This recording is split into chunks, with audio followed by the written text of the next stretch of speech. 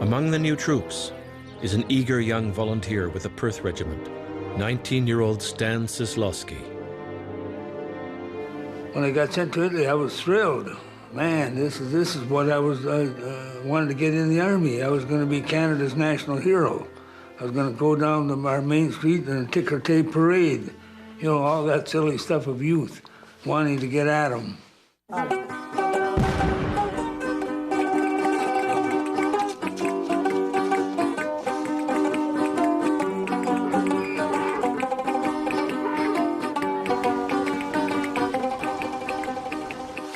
It was not a pleasant place, really. It was in a bad state. It was kind of depressive, looking at all these derelict buildings, bombed out buildings, the people in poverty, hunger. We had to march 38 miles up and down hills, and it was a rigorous march. We were hungry and thirsty, and there was this big watermelon field. And I got a watermelon, and a farmer coming hysterics there, Mamma mia, you know, whatever he was saying to me. Well, I felt like a kid that was stealing. I mean, I had a rifle with me. I could have told him, bugger off, man. But I snuck away. I put the watermelon down. I snuck away like a kid caught in the act stealing cookies from a jar. We had just arrived in Italy a month before, maybe a little more, and a game of volleyball was introduced to us. But I played on a team with this Joe Gallant, an older fellow, the kind of guy you call Pop.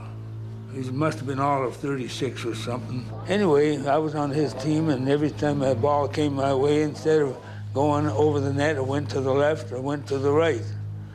And since I didn't swear much in those days, I'd always say, "Gall darn it, gall darn it."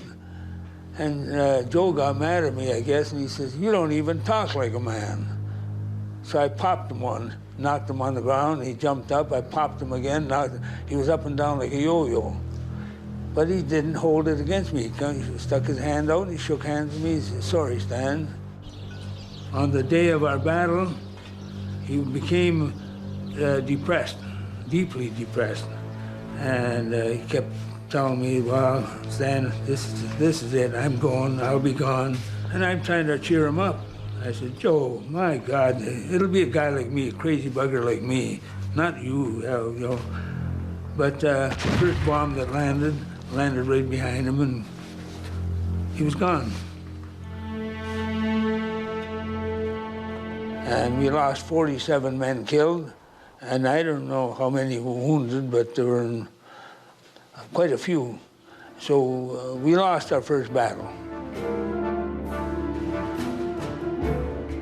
I was scared, but I had managed to keep control of myself. As the Canadians continue to pursue the Germans, the war in Italy is becoming what will be their longest campaign. Italy is a country of mountain after mountain, ridge after ridge, an ideal place for defense. But so far, the Germans have only fought and run. By winter, the Canadians advancing towards the city of Ortona arrive at the Moro River, and it is here that the Germans decide to fight. Here the Canadians will face their biggest battle yet.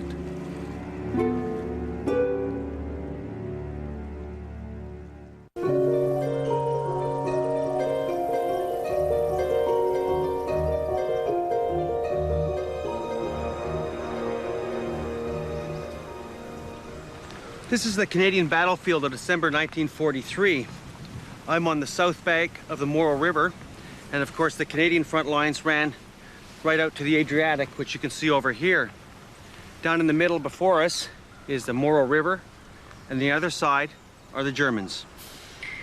For the first time in the war, the Canadians were going to be the spearhead of the attack, and all they had to do was cross this river valley and go and capture Ortona.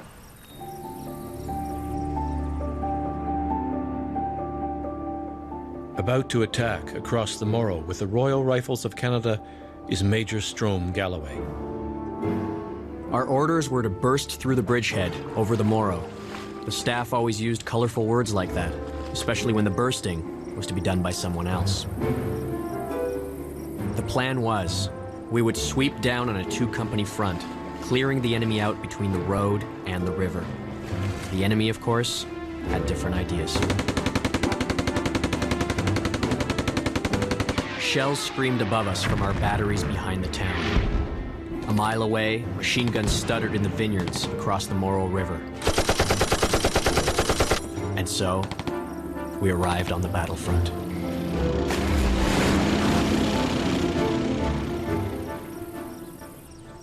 This is the Morro River. It's not much today, but in December 1943, it was swollen with the winter rains. The weather in Italy was terrible, and the men used to joke amongst themselves, "Welcome to sunny Italy." But it really was no joke. This area became a morass, and it bogged down the Canadian armor, which meant the infantry had to make the attacks alone. Joining the attack across the Morro with the Hasty Peas is intelligence officer Farley Mowat. What followed was the kind of night men dream about in after years, waking in a cold sweat to a surge of gratitude that it is but a dream. It was a delirium of sustained violence. Soldiers of both sides blundering through the vineyards fired with panicky impartiality in all directions. Our orders were to engage the enemy closely. This order was superfluous. The Germans now proceeded to engage us as closely as they could.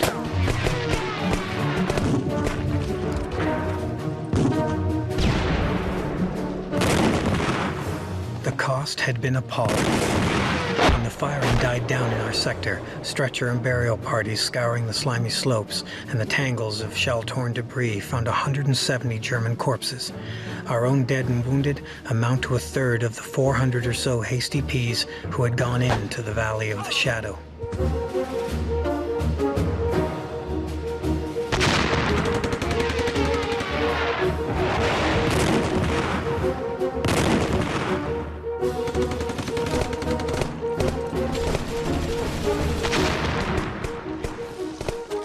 After 6 days of fighting, the Canadians finally cross the Morro River and reach another formidable obstacle, a deep 6-kilometer-long rift in the coastal plateau, fortified by the Germans and known as the Gully.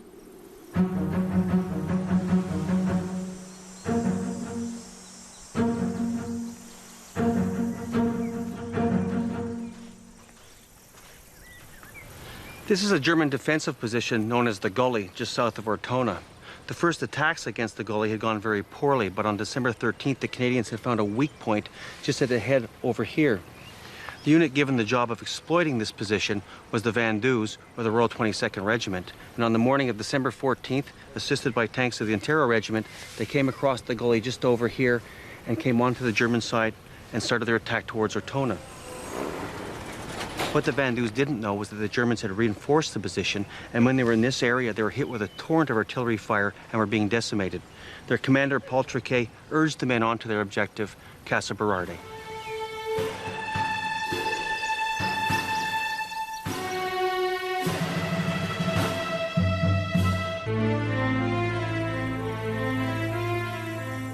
The Canadians have fought their way to within a few kilometers of Ortona with heavy casualties. And now Casa Berardi, a large stone farmhouse in a strategic position and heavily fortified by the Germans, blocks their way to the city.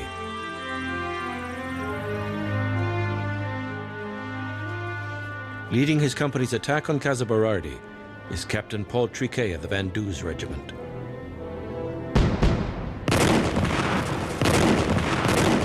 After a terrific barrage, we started attacking, and immediately after we crossed the line, we found a very big platoon of Germans. There were German tanks coming at us from a barn. We lost about 30 men at this point, and we had only just begun. So we were alone and advancing and firing and stopping and jumping around. And I kept losing more men all the time. We were surrounded on all sides. There was no going back, so we started down to the only safe place around, this big farmhouse.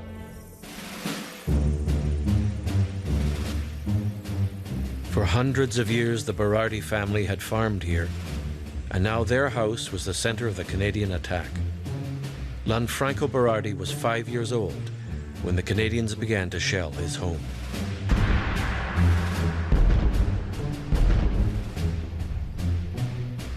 E noi abbiamo usato questa stalla durante la guerra come rifugio. Questa stalla era occupata da un certo numero di mucche, da questa parte dove sono io, e di là, da quell'altra parte, eravamo una quarantina di persone, uomini, donne e bambini. Io ero un bambino, avevo 5 anni.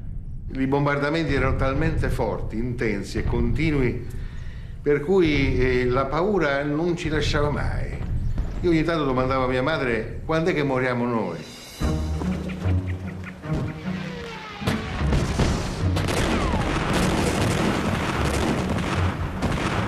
With the Vandus is 23-year-old Claude Chatillon. Opposite Casa Berardi, which we can see on the other side of the gully, the breeze brings us the noise of a violent firefight. The staccato sound of tank machine guns and the boom of their cannon shot hitting something hard, the walls of a building. The fight seems to be much worse over there. Il contatto è stato molto strano e molto singolare. I canadesi sparavano a tutto ciò che si muoveva, quindi hanno sparato anche a me che giocavo qui. E non mi hanno preso, come si vede. Ma qui si vedono i segni delle cartucce, delle schegge, dei combattimenti che ci sono stati. We make a rapid count. There must be 20 explosions almost at the same time. One man, panicking, gets up and starts running. I shout at him to drop down. Another salvo. The soldier falls. He is still. Another soldier is screaming, "I'm in hell." Siamo pieni di schegge, di pallottole. Questo è tedesco, di un fucile tedesco. Guarda, qua ce n'è uno addirittura, guarda. Questa è una scheggia di granata d'artiglieria. Questa scheggia qui addirittura un uomo lo trancia in due. Prego, un souvenir di Casa Berardi, ve lo posso anche lasciare. Of the 80 Canadians who set out to take Casa Berardi, soon only 9 are left. I look through my binoculars. What a show. To the left of Casa Berardi, the Germans are pulling back. Some are shooting while they retreat. Gunshots and a babble of machine guns. Other Germans flee toward the backyard of the building. Some hide behind trees, and some Germans fall. C'è un ricordo molto brutto. Proprio qui, vicino a quest'albero qua, ci fu un gruppo di tedeschi che si ritiravano e portavano con loro un ragazzo, avrà avuto 14 anni, era ferito, era pieno di sangue, e lo adagiarono qui, seduto qui, piangeva, diceva mamma, mamma, mamma. Io ero piccolo, mi sono avvicinato, gli abbiamo dato l'acqua, qualcosa, perché faceva pena. Dopo 10 minuti l'hanno preso, l'hanno portato via e sono andati via.